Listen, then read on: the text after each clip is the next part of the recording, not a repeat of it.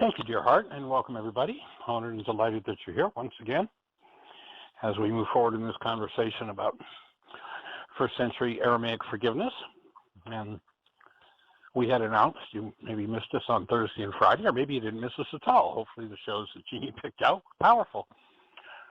But we took a sabbatical. We had a time frame where Arya Rain was not going to be here with us, and Jeannie's brother came and picked up her dad. So we had 5 days on our own. And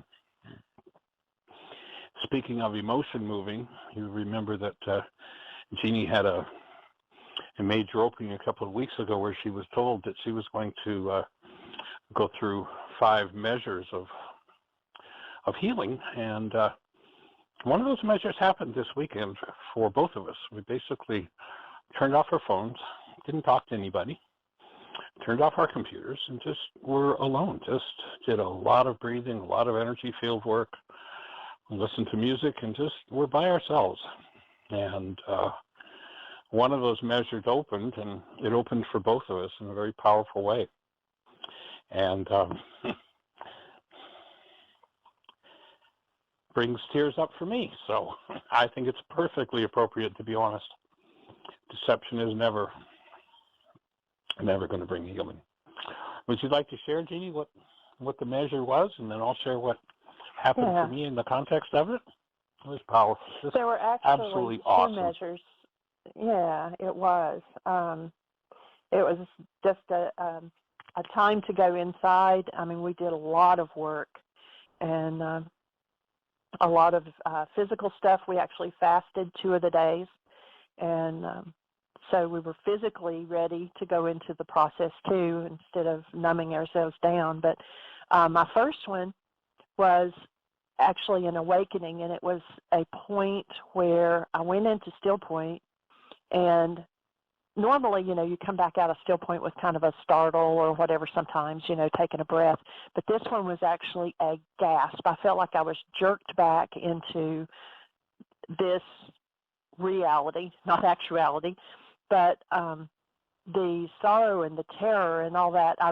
I think we had shared about that before we actually took this sabbatical, and I, for some reason, didn't count that as a measure, but it was definitely a measure, and that was coming back to the point of when I gave up being, and there was just such sorrow and such terror about stepping out of that into the non-being. And then the second one was during this 5 days, and it was about trust and trusting myself and Michael, but trusting God. And instead of thinking that I had to take care of things or figure things out, and that, that to believe in what he tells us and to actually just be, and that it was safe. And there were times, when Michael and I had processed a week or so ago, we had shared, that I had actually shared with him some things that I had never told anyone in my life about the abuse that I went through when I was 3 years, between 16 and 19 years old. And I had never told anyone.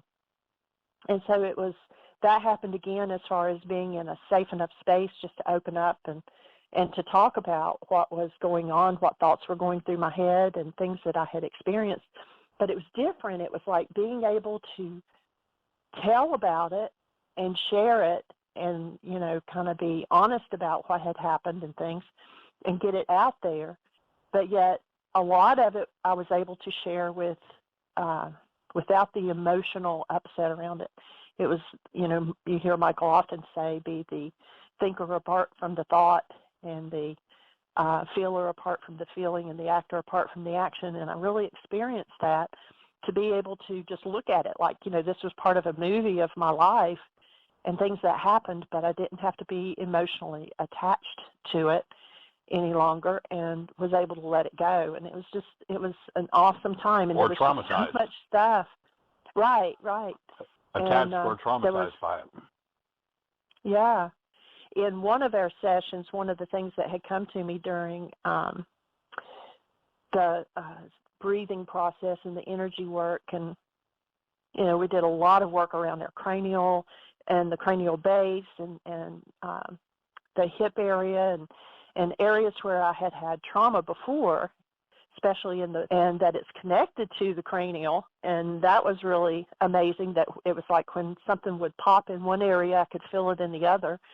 And just an opening and feeling it. My body at one point felt like it was so expanded, like it was bigger than just the physical, that, it was like I could put my arms out and actually feel my field. And so just a lot of things like that. It was just an awesome time just to be alone and to be disconnected. And we had told everybody, I had my phone where, like Ryan and Gabby and Dad, my brother, certain people that, if they really needed to get a hold of me, that their message would come through my phone, even though it was on Do Not Disturb. But otherwise, we didn't talk to anybody. And we'd open the door once a day to get the mail out of the mailbox or the packages off the porch. But other than that, we didn't even go out of the house. And it was just phenomenal. And we found some music that was,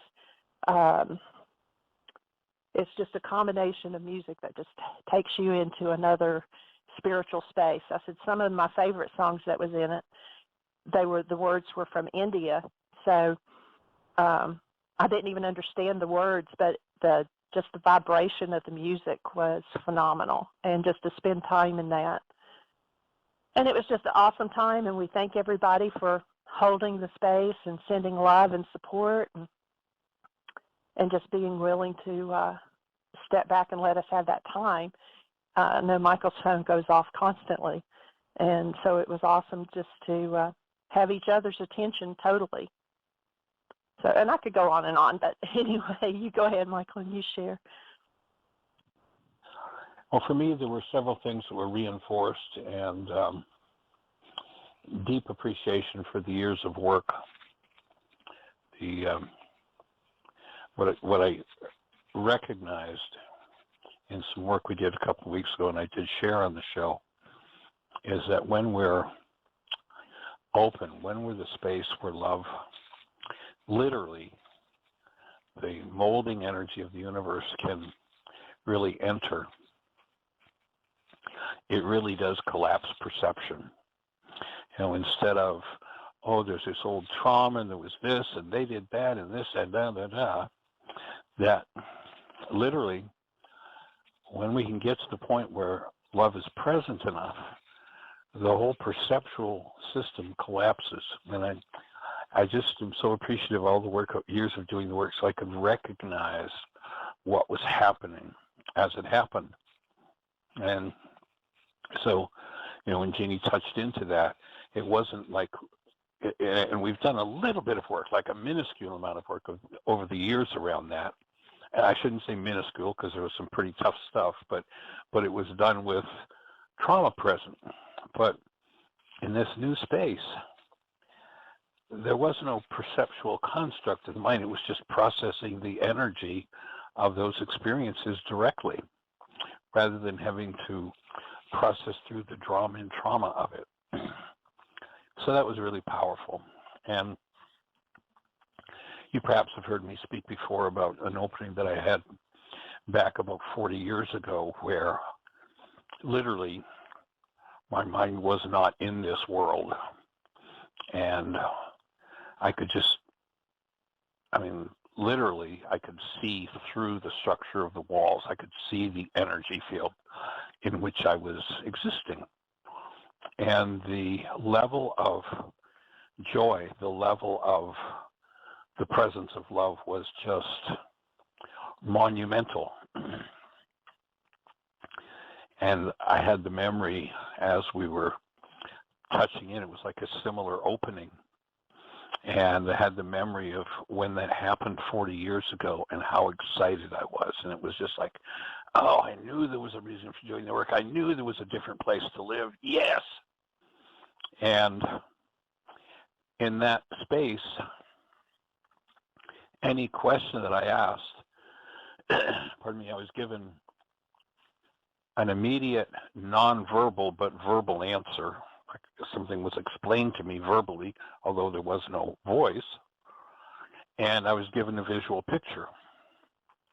And when I went into that space of, yes, I knew there was another place to live, I immediately got the answer back, well, Michael, you've had a taste of it, but if your instrument, i.e. your body, isn't wired for it. If you haven't done the work, then you'll burn it out. At which point I said, okay, I'll go back and I'll keep doing my work. And so went into that opening again this weekend on a new level. I've had tastes of it, little tastes here and there for a day or two over the last 50 years. But this was full blown, and I realized that, like on a whole new level, that literally this structure, I thank God for the medical training that I've had and for the information I've been given over the years about, and those who have done an intensive where we've taught energy field work, how I teach that the bony structure, the head, the spine, and the pelvis are literally the antenna that when properly structured, literally the proper shape, because the shape of an antenna determines the frequencies it receives, that's what we're meant to capture, just like the antenna for channel 2. If you've got a proper antenna for channel 2, it captures channel 2 and reflects it into the signal into the TV set. So it was just reinforced that, and both of us, I did a lot of work. Just hours of work on Jeannie's neck, more work than I've ever done on anybody on their neck. And I don't know, Jeanie, how many times? 15 different times there'd be crack, crack, pop, pop, not adjusting her, just holding the spaces where there was trauma held and opening. And it became clear to me, and I was so thankful for being given that information 30 years ago that this was an antenna. And for both of us, as the antenna came into alignment, it was just such a powerful physiological presence of love. It was just monumental, and the way processing happened at that point was just beyond having to process perceptual constructs about trauma, rather processing directly through the presence of love, the energy of trauma. And I just put that out as, there's where we want to head. There's what we want to learn to do. And the building of the brain cells. And I realized all these years of building the brain cells, and when it came back to me from 40 years ago about, wow, this is such a great place to live. Well, if your structure isn't, ready for it, it'll burn it up. And at that point I said, okay, I'll go back and do my work. And I just realized the value of 40 years from then to now of doing that work and of building the brain cells so I could recognize what was happening. Building the brain cells is such an important concept, because I realized that if I hadn't had the brain cells, I wouldn't have known what was happening. I wouldn't have been able to say what I'm saying. And so 40 years may seem like a long time to somebody. To me, it was like a heartbeat, and so worth it. And on the trust issue, there was a point where Jeanie was tapping into that, and I went over and I just said, can I lean back on you? And I just leaned back on her belly and was just, in that space. I don't know how long I was there, honey, 10, 15 minutes. And what came to me, the realization that came to me, was I had not been in that safest space or that much trust since I was a small child with my mother. And I'm not even sure how to say it, was just the energy of that realization was kind of like coming home, and just overwhelmingly sweet and awesome. And so I just hold the space for everyone to, be ready to move to the next level as we all build the brain cells together and move into this literally restructuring the energetic assault that we've experienced physically, mentally, emotionally, spiritually. And almost like, with a car that's been in an accident, for the car to look right, you got to bang out the dents and get it back into its proper shape. That's exactly what has to happen with this bony structure of the head, the spine, and the pelvis. It needs to go back to its original condition and remove the assaults that have happened to get back to the point where it moves through proper range of motion. You know, when the baby's soft spot hardens, we think the head is now fixed, but actually the head is not fixed at all. If you're tuned into it in a subtle way, you'll find that the head is the whole structure, literally right down into the deep sinuses and the bones of the whole skull are in motion, and it can't bring in what it's designed to bring in. Well, the system is aligned with hate and fear and rage and guilt and pain and drama and trauma. The forgiveness work removes the energetic assaults of those things, and once removed, then we can literally process the whole structure until it's back into its proper form. And in its proper form, literally, the structure of our bodies, so-called bodies, is the antenna that captures and reflects love into our internal space. And, you know, I mean, to me, on the other side, especially of this weekend, it's just so obvious that that's where we're designed to live. And the only reason we do hostility or fear is because we've been assaulted genetically or in our own lives with hostility or fear. And when you think about that power person dynamic, when you realize that the child, when those three things happen that create a power person dynamic in a child or an adult, it doesn't have to be necessarily a child, although more likely it came from childhood, that when there's somebody in your life that's got more power over your life than you do, when they're not functioning as a human being, they're not functioning as love,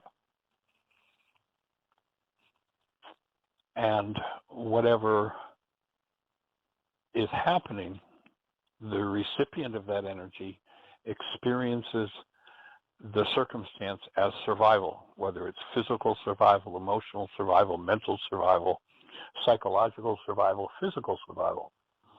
When those three things occur, literally, the child's energy field opens wide and becomes a sponge and just sucks in. You know, the parent who's raging, the child whose field opens there, just absorbs all of that rage energy. And then in future times, when under deep stress, that energy that was taken on from the power person is simply re-radiated, and we do exactly what our power person did to us that we hated the most.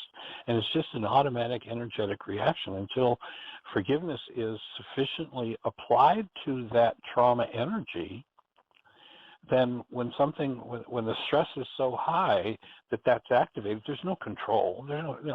It isn't that parent who beat their child, canceled the thought, wanted to beat their child.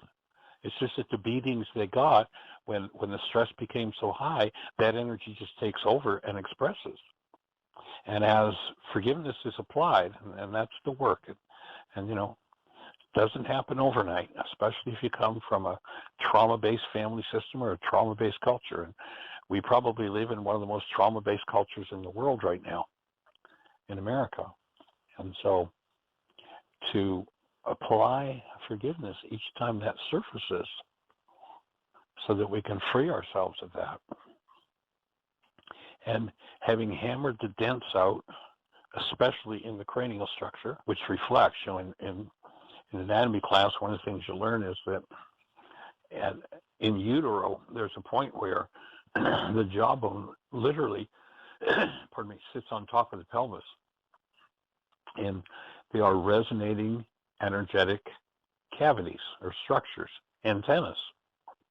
And when the spine grows up and they separate, what happens in the head happens in the pelvis. What happens in the pelvis literally, energetically happens in the head. And until we get conscious and go beyond all of that generational insanity, then we literally become energy fields that simply resonate and absorb all that we're tuned to through those generational patterns. That's what was called in the ancient teachings living in the desert, living in the state of unconsciousness. And the average person, well, if you go back and read the ancient scriptures about that, they'll tell you the average person lives there about 40 years in the desert, 40 years in that state of unconsciousness. And the solution, if you go back and read that passage, and it wasn't about being lost in a hot, sandy place for 40 years. It was being unconscious in our responses to life for 40 years, just playing out the power person dynamic. What did they say had to happen to get out of the desert into what was called the promised land? What was the promised land? The land where you are fueled and energized by active present love, as you're designed to do. What had to happen? They said the old generation had to die off. And that did not mean that everybody in old physical bodies had to physically die. The root of the word generation is genari. It means cause. All of the causes held in the structure from 1,000 generations of, just look at the history of our planet, the insanity that's gone on. And we need to get to the point where we've so weakened those energy fields emanating from those so-called, what we could use as a metaphor, those dents in the structure of the car, the dents in them, and we've so weakened that through forgiveness that can no longer take over and control. And as you apply each piece of forgiveness, and it seems like, well, Michael, that's so much work. Well, okay, but guess what? You don't get the result if you don't do the work. It's just the way it is. And if you're the early adopter in your family system, in your culture, we're not talking about church here, churchianity. We're talking about the actual work that the man Yeshua presented. When he said, you must forgive from your heart the wrongs of your brother, that wasn't a bleeding heart statement. You've got to, from your heart. That wasn't it. The heart is the unconscious. You've got to remove. You must, if you want the result. Now, if you don't want the result, you don't have to do it. Carry on with all the drama and trauma you want, and all the rage and hate and fear and all the crazy stuff that happens in the culture. It's your choice. You can do that. But as you step in and begin to do the work, and it takes time to understand what that means, you're hammering out the dents. And, when that old hate event gets processed out, it's literally replaced by the physiological presence of love.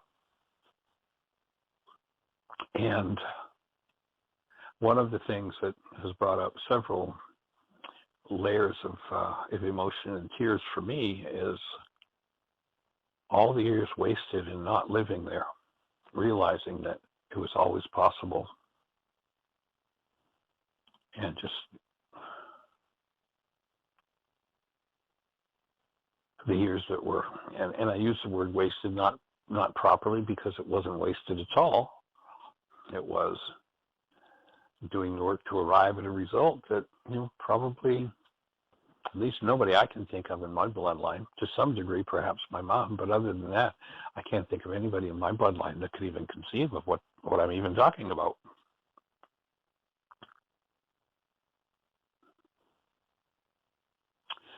So that was that, and we're just scratching the surface of what we processed. Yeah, when you say, go ahead, sweetie. When you say not even being able to conceive what we're talking about, it's really challenging to find the words to even describe what we've described already. It's just like there are no words. You have to have been there, I guess. But it was amazing. Yeah, several times I would say to Jeanie, as a new wave of that energy would come in, I would say to Jeanie, now I know what he meant when he said there's so many things I want to tell you, but you can't hear him yet. It's like you just don't have the brain cells for it. There's no way to even comprehend it. And they were the points where there was such deep appreciation for the fact that the universe kind of pushed me, and I kind of chose to do my work and ended up doing this as my livelihood, and just feel so blessed by it. Pretty profound. The time that this happened back 40 or so years ago, I was actually teaching. I had a Wednesday night class every week in Delray Beach, Florida. And I was still in that experience the next week. And I got up to speak about it on Wednesday night. And I don't know, I had that class there for 6, 7, 8 years. This was, probably in the 5th year or so. And I got up and I tried to speak about it, and I was so overwhelmed, I just broke down in tears and said, "I'm sorry, I can't do this class tonight," and just left. I just couldn't say anymore. I just couldn't be with it. So it's pretty awesome, and we're here to hold the space and help to build the brain cells for anybody that's ready to go there. Another piece that came to me in the process were the words that even the Greeks admit were left in the original Aramaic. The words from Yeshua on the cross, where the Greeks tell us that he said, the Greek translation says that the words Eli, Eli, lama sabachthani were, my God, why hast thou forsaken me? Which is really quite a brilliant trick if you want to keep people in trauma. I mean, here you've got someone that you're calling God, Yeshua, hanging on a cross, and he's lamenting to God that he's been abandoned by God. I mean, just go through that mental trick and see how hopeless and helpless that leaves people. The actual words, or the actual translation of those words, is much more akin to, "Ah, Papa, Papa, for this you set me aside." Not forsaken as abandoned, but preserved for a special purpose. And it was said not with dejection or rejection, but with excitement. And 2 different times as I was going through some of this deep process, and Jeanie was basically facilitating me, those words just came in like with this full flood of sweetness of, oh, I got it. This is what we humans have been preserved for with all this insanity. This is what we have been set aside for. Every one of us, it's in our design to live that. And it's our birthright.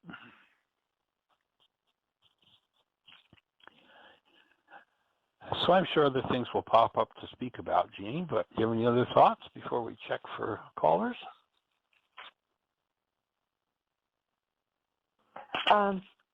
Just one of the things that also, and I haven't delved into the depth of it or anything, but during one of the breath sessions, my stomach actually hurt, and what came to me was the roots going into the earth. But then in another breath session later, I saw an upside down tree, and the roots were going up to heaven. And so I think that's a shift in seeing that I'm really rooted and grounded in the heavenly, not in the earthly. That's the shift that's needed for all of us. Yeah.